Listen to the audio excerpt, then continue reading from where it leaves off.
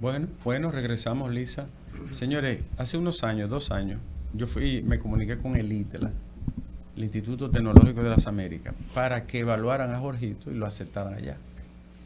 El ITLA, el sistema educativo dominicano, no tiene un método que permita que a un niño que es especial, darle un seguimiento especial. Nosotros tenemos una sobrina, Mauri sabe, en Estados Unidos, que ella llegó allá, era destacadísima, de una vez la sacaron. Claro, sin segregarla del grupo, pero le dan una atención especial, le ponen un tutor en su vocación, que era la matemática y la física, y la convierten en una persona enfocada en matemática y física. ¿Y dónde está la niña? Con 15 años se fue a Ohio a estudiar con un astrofísico que se llama DeGrasse Tyson, que es una celebridad mundial. Eso se llama un sistema que agarra a los niños, que agarra el sistema y ubica al ser humano, ¿verdad?, en la condición que amerita. Este niño, al ser un niño especial, yo dije al ITLA, miren, yo tengo este niño que ha creado hasta programas, porque además es bueno en el campo tecnológico. No, es que necesita segundo del bachillerato. ¿Pero qué segundo del bachillerato del carajo? Sí. Hay niños de 10 años que entran a la universidad, de 11, de 12 años, niños muy especiales. Pasó eso y el niño tuvo que seguir su sistema educativo normal, que es un sistema de la educación industrial, tristemente el nuestro.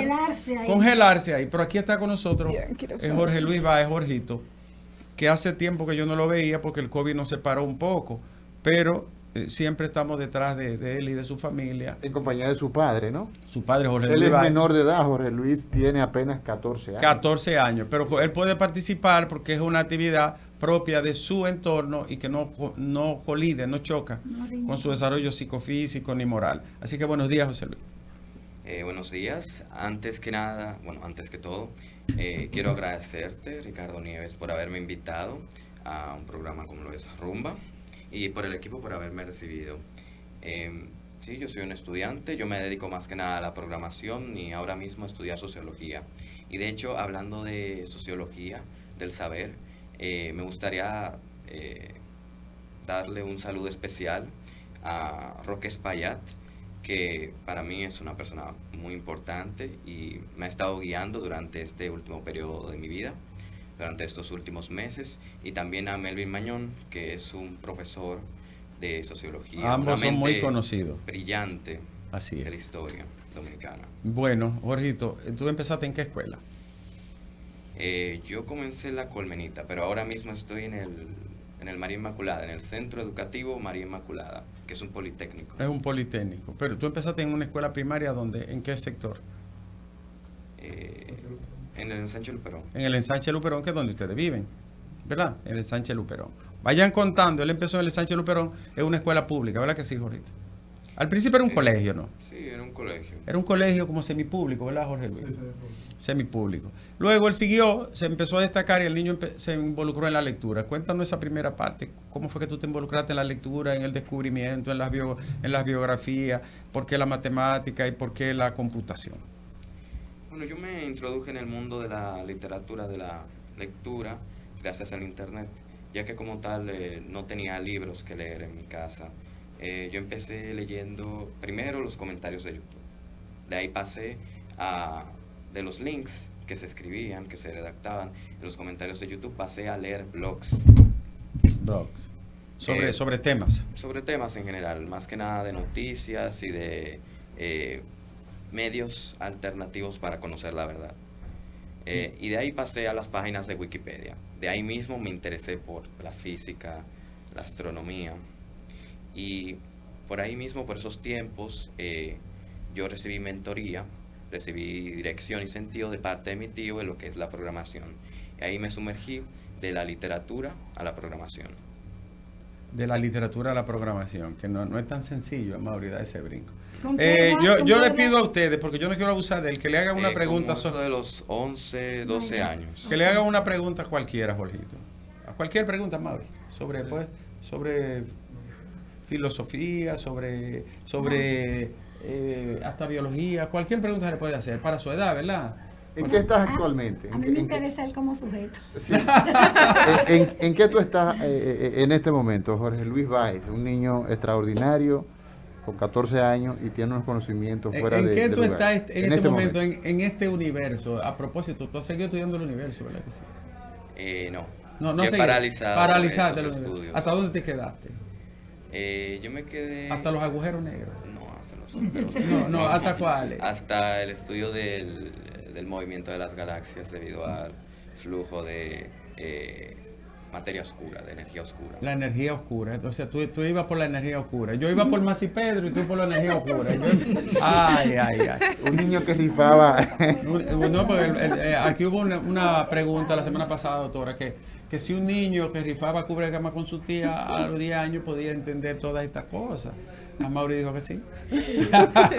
Y aquí lo tenemos, Ricardo. Jorgito, y de la fisiología, te desprendiste de la fisiología, ¿verdad? Humana. De la física. Sí, de la física. Y de la física también. Me he desprendido. Ya, y de las biografías. ¿No estás leyendo biografía? No. No. Estás centrado en el lenguaje computacional. Sí, en el lenguaje computacional, la programación, el dominio de la tecnología, pero no tan solo de las máquinas, del estudio de las máquinas y para las máquinas, sino también de la sociología, el estudio del comportamiento. ¿Y por qué te gusta la sociología, ese estudio colectivo? ¿Por qué? Porque más que dedicarme a las máquinas o mirar al espacio, hay que mirar al ser humano. Así podemos descubrir la solución a nuestros propios problemas a nivel social, más que nada, y también entender el contexto histórico y social en el que vivimos, que pienso que es más importante que dedicarse a las carreras tecnológicas. Ya, entonces en sociología, ¿a quién ha estado leyendo? Y además de la orientación del maestro Espaillá y de Mañón, que son dos excelentes académicos e intelectuales, ¿también te ha metido en otros campos? Bueno, yo he leído, respondiendo a la pregunta, he leído a Zygmunt Bauman, Alfredo Poviña, principalmente esos dos autores. Principalmente. También a Melvin Mañón. Y a Melvin, que escribe muy bien, ¿no? Excelente. Profesora Rosa Arisa de Valera, ¿usted tiene una pregunta? A los 14 años me puse yo los primeros pantaloncillos, profesora. Oiga, por un este niño, leyendo a Bauman y a esta gente. También a Harari. Yuval Harari. ¿Quién este filósofo surcoreano que radica en Byung-Chul Han. ¿Y quién te empujó hacia ellos? El internet. Están pululando en las redes, gracias a Dios. El internet. Fíjense que si el internet tiene buen uso, con lo que decíamos el día pasado. Pero es un arma de doble filo. Claro que sí. ¿Por qué, Jorge Luis? ¿Por qué es un arma de doble filo? Viéndolo de la perspectiva de un tuya. consumidor. Sí. Mira, el internet más que nada genera adicción. Y también genera lo que se conoce como el trastorno de déficit de atención debido a la sobreestimulación digital a la que se sufre uno cuando se expone ante tantas imágenes, ante tantas emociones que se tratan de incentivar con esas imágenes. Y pienso yo que ese es el principal problema del internet. A ver, profesora. Sí, me encanta que él dice que se ha adentrado en el mundo de la sociología porque a partir del hombre es que podemos conseguir los cambios sociales. Sí. En lo que has leído o en los razonamientos que tú tienes, ¿qué impacto tiene la palabra en la conducta de la gente? O sea, el vocabulario, tú dijiste algo interesante, el internet nos hace adictos y también nos genera déficit de atención, porque nada más se usan dos sentidos básicamente. Pero entonces, el vocabulario usual, lo que dicen las canciones, lo que dice la gente en la calle, lo que se dice en la televisión, ¿qué efecto tiene en la conducta social de la gente? Si tú has encontrado algo, que es un tema que a mí me tiene cautivada en este momento. No, lo primero es que el lenguaje es la forma que tiene el ser humano de expresar sus ideas, de llevar su mundo interior, su abstracción interior de su alma al mundo, a las personas. Yo pienso que tiene un impacto sumamente importante, ya que penetra en la psique. Ajá. Marcia Castillo, ¿cómo funciona el cerebro humano a la luz tuya como neuróloga? ¿Cómo funciona para la gente que nos escucha hoy hablando del tema parece de que tiene la 30 años, ¿verdad, doctora? 30. ¿Verdad? Parece que Mucho parece de 60. Sí, habla de 60. psique y habla de alma, Y con un lenguaje como maduro. si fuera que habláramos de plátano, de mango, de Exacto. aguacate. Y está bien, me encanta. Vamos a ver, Marcia Castillo. Es estimulante, refrescante. Claro que sí. ¿Cómo funciona, doctora, el cerebro? La inteligencia es, al final, como desemboca el conocimiento para decidir para lo que fuera. Los antiguos le llamaban el conocimiento adecuatio rei intellectu, la adecuación de la cosa al intelecto, al conocimiento humano. ¿Por qué unos cerebros como el de él pueden adecuarse y entender los fenómenos y las cosas con... llegó el jefe aquí. Y sobre todo partiendo de un hecho muy trascendental, la neurona. Me parece, Amaury, que son dos preguntas diferentes las que hay. Son dos preguntas distintas. Sí. Él es el dueño de la empresa y le cautivó el tema de hoy. Así que va a haber incentivo aquí para el personal. Mira, Jorgito, tú mencionaste algo acerca de las psiques. Volviendo al tema de los griegos, que no podemos... somos hijos de los semitas, ciertamente, pero también somos hijos de los griegos, sin temor a equivocarnos. Cuando hablamos del alma, esa entidad que el profesor decía aquí, no podemos tener una parte ubicua de lo que es la mente. No le podemos poner un GPS. No podemos ubicar topográficamente la mente. Sabemos que son una serie de subestructuras, que si la parte prefrontal, que si la teoría del cerebro triuno de MacLeod y todas esas cosas, el complejo R, el cerebro reptiliano, el cerebro mamífero y luego la corteza prefrontal, que es más nuevecita, como 4 milloncitos de años. No, 300.000. 4 millones según la literatura, 4 millones de años. Y donde está evolucionando todavía. Sí, todavía está evolucionando y todavía en ti está evolucionando hasta los más o menos 25 en los hombres termina de madurarse más tardíamente.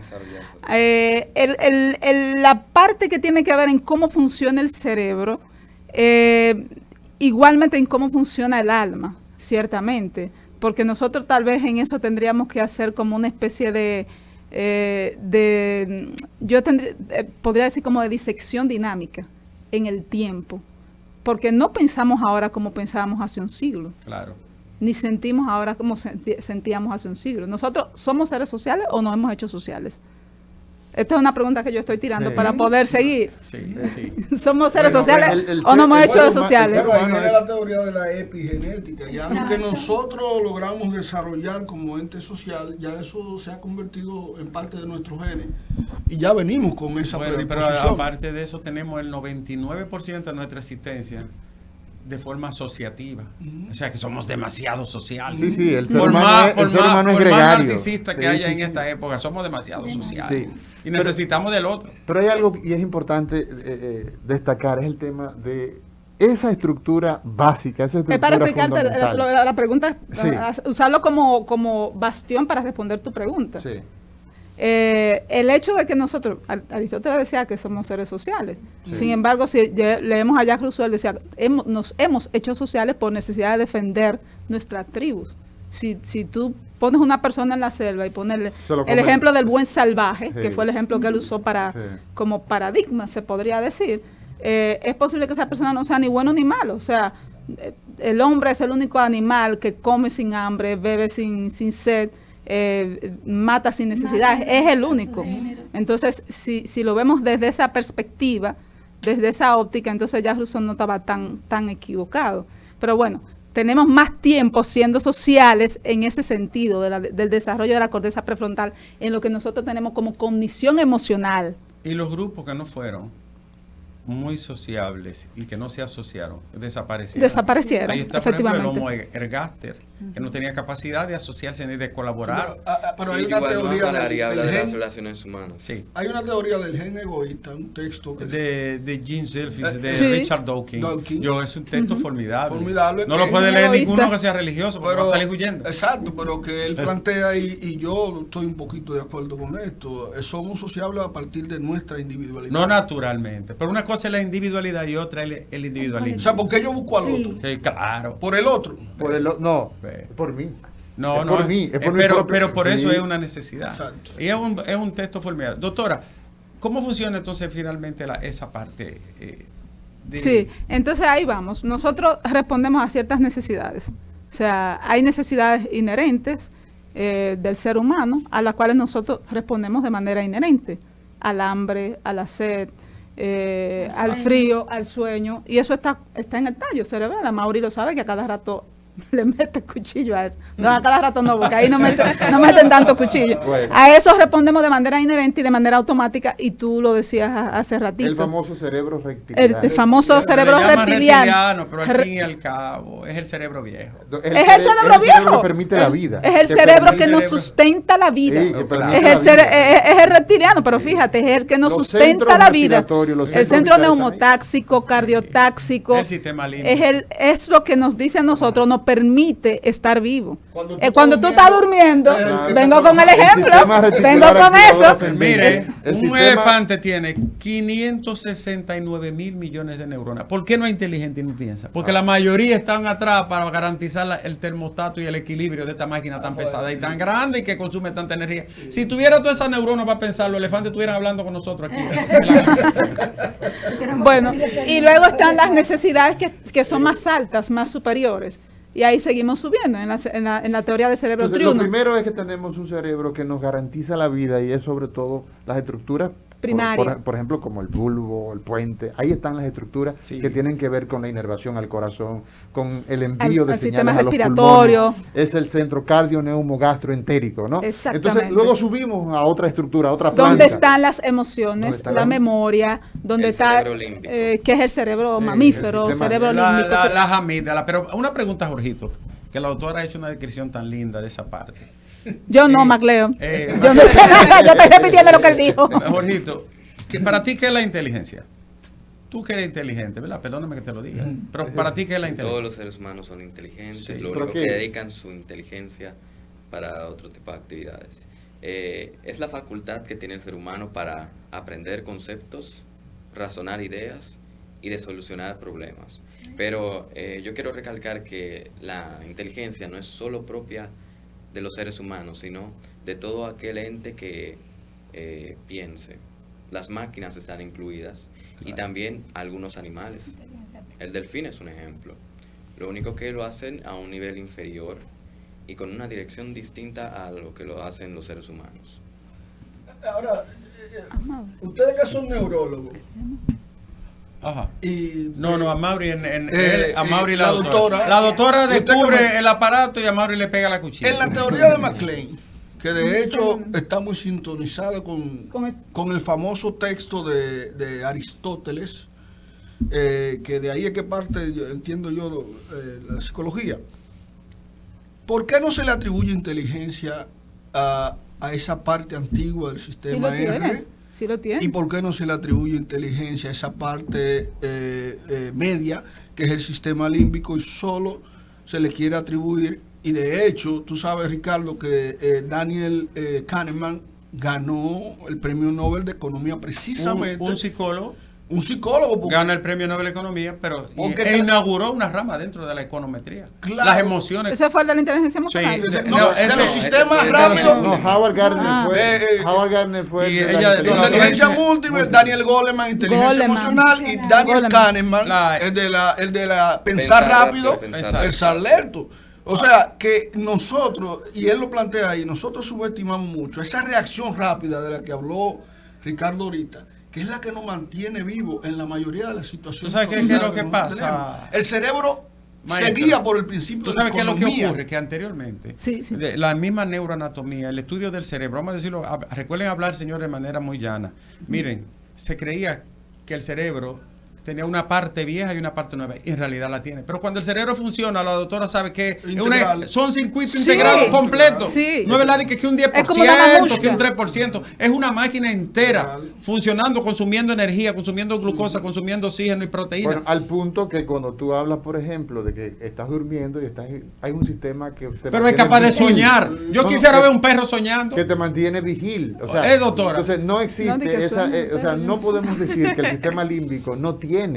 Sí, no, pero hay gente que dice que lo da muy animal, ¿no? La parte muy antigua, el cerebro viejo, el paleocerebro. Paleocerebelo, Exacto. neocorteza y eso y demás. Pero tú hacías Al micrófono, un cuestionamiento, una cuestión diputae, que yo creo que sí, o sea, y entiendo que sí. Y si uno se va a la revisión de los textos, por ejemplo, hablando del sistema límbico, sí hay una parte que tiene que ver con lo que es recordarnos, por ejemplo, las emociones, que la gente dice, las emociones tienen un papel de aleccionarnos socialmente, intrapersonalmente, y usted lo sabe más que yo. O sea, cuando tú tienes una emoción que te ha hecho tropezar, y esa emoción fue una emoción dolorosa o lo que sea, te dicen no vuelvas a hacer lo mismo. Pero, por ejemplo, doctora, usted sabe que uno de los libros que más se ha vendido, Ricardo, que se ha hecho bestseller, fue el de Daniel Goleman, que realmente no fue el que construyó esa teoría. No sé, pero él fue el que la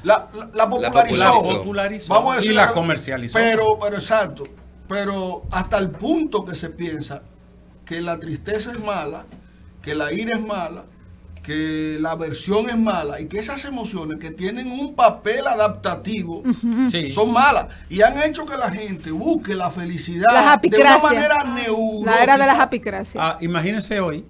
Bueno, apicracia, ¿verdad, doctora? Le gusta. Miren hoy, el tema de hoy es tratar de evitar el dolor a todas costas, negar a la vejez y el dolor. Y es una de las críticas que se hace a la posmodernidad. El ser humano tiene que sentir dolor y los niños tienen que aprender que no. Entonces, los niños tienen que saber que no. Hablamos de una condición neohedonista al día de hoy. La era de las apicracias. Es un hedonismo neurológico. Los niños tienen que saber que hay cosas que no y otras que producen dolor. Claro. Entonces, un ser humano así siempre construido en la positividad es una falacia. Ahí están los dos sistemas, el sistema de recompensa y el sistema de castigo. Bueno, ese sistema de recompensa muy ligado a las adicciones. Sí, claro. El núcleo accumbens. Exacto, por la producción, cuando hacemos o nos exponemos a sustancias que nos dan tanto placer, finalmente buscamos esa actividad o esa sustancia y entonces la base de las adicciones. Pero Marcia Castillo estaba concluyendo una idea que la dejamos. La interrumpimos. Exacto. Y luego entonces me interesa que nos hable un poco de esos conceptos de inteligencias múltiples de Howard Gardner. Bueno, en definitiva, el cerebro responde a cosas de manera instintiva y a cosas responde de manera más racional. Por ejemplo, cuando estamos en un estado de ira, o diferenciando las emociones de los sentimientos, que a veces también hay una confusión entre lo que es una emoción y un sentimiento, ya esa parte cognoscitiva de lo que es la emoción, que es el sentimiento, si estamos en un estado de ira y tiene que haber un freno moral o un freno autocrítico, un juicio analítico entre la corteza frontal a decir, ¿no? La corteza prefrontal a decir, no, espérate, eso no es así. Y eso realmente es lo que nos ha permitido vivir de manera social o vivir en esa parte del pináculo evolutivo de la sociedad sin herirnos, sin dañarnos, o por lo menos con esa máscara de la que hablaba Carl Jung, detrás de la máscara. Mire, hay otras cosas que confunden, maestra, para hablar con la pedagoga, que le creen en la escuela que el niño solo es inteligente si saca buena nota, solo si tiene A. Y un niño no tiene que necesariamente tener que sacar en todo, porque hasta examinarse es un acto puramente emocional y donde se someten muchísimas actividades, ansiedades que pueden, por miles de razones, puede una persona no sacar una calificación elevada, ¿no? ¿Verdad? Y en ese mismo sentido, disculpe, licenciada, antes de que haga su explicación de lo que acaba de decir Ricardo, usted mencionaba anteriormente de que muchos niños no desarrollan su nivel de inteligencia porque no se aplica el método apropiado. Entonces yo veo a Jorge Luis, un niño de 14 años, y todos los niños de 14 años en nuestro país no tienen ese desarrollo que tiene Jorge Luis, que lo tenemos aquí por eso, por su superinteligencia. Entonces, ¿en qué falla el sistema en esa aplicación de los métodos? Y como decía el doctor Ricardo Nieves, en tal vez tachar al niño porque no tiene todo A, pero a lo mejor es que no se está aplicando ese método. Entonces, usted como pedagoga que pueda explicar esta parte para que la audiencia pueda entender, y si tienen un niño al cual se le está discriminando de esta manera, pues puedan tomar medidas y se pueda desarrollar esa inteligencia. Sí, exactamente. Yo decía al principio, los sistemas educativos, al igual que el estudio de la inteligencia, no son tan santos. Los sistemas educativos están dirigidos, establecidos y fomentados por una clase en cualquier país del mundo. Entonces se hace un currículum para todo el mundo igual, se hace una evaluación para todo el mundo igual, Y hay una escala de calificaciones también igual. En el caso de Jorge tuvo acceso a la internet y su área de inteligencia fuerte por ahí se le desarrolló.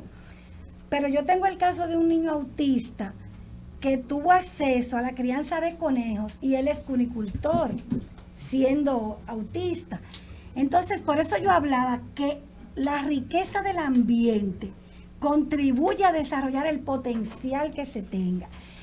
Qué bueno que usted me dice que edifique a los padres. En este momento, yo puedo decirle a la nación dominicana que sus hijos no tienen que sacar 100 en todas las asignaturas, porque todos tenemos, y cuando él hable de las inteligencias múltiples, lo vamos a ver, todos tenemos algo fuerte o algo más fuerte.